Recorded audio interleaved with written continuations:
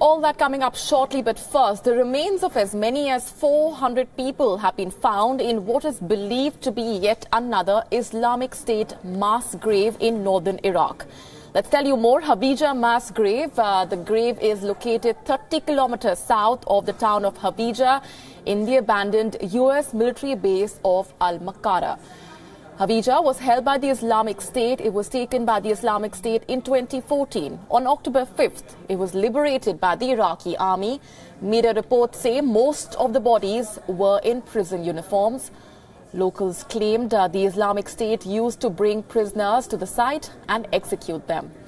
The newly appointed governor of Kirkuk asked the Iraqi government and the UN Commission for Human Rights to conduct DNA examinations to identify the bodies. Important to highlight here, India recently handed over to the Iraqi government DNA samples of people whose relatives disappeared after the Islamic State captured Mosul in 2014. There were 39 of them.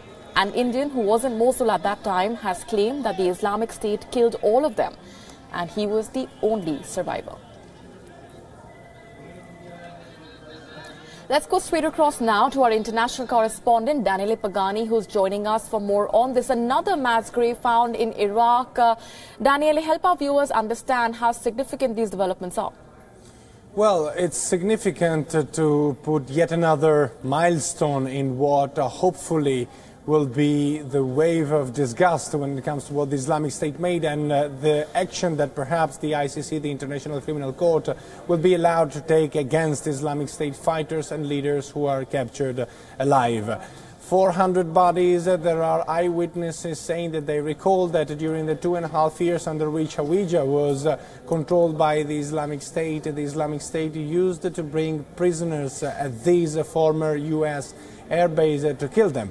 There are also very cruel details in their narratives. Some of them seem to have been burnt alive, which is something that the Islamic State has already done with a Jordan pilot who was captured years back.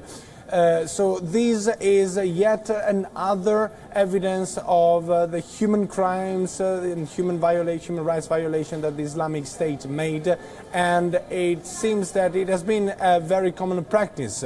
Exactly 1 year ago, in November 2016, I personally witnessed the first of the mass graves that was found close to Mosul in Hammam al-Alil, where at least the bodies of 100 citizens of the city of Hammam al-Alil, the town of Hammam al-Alil, were found dead.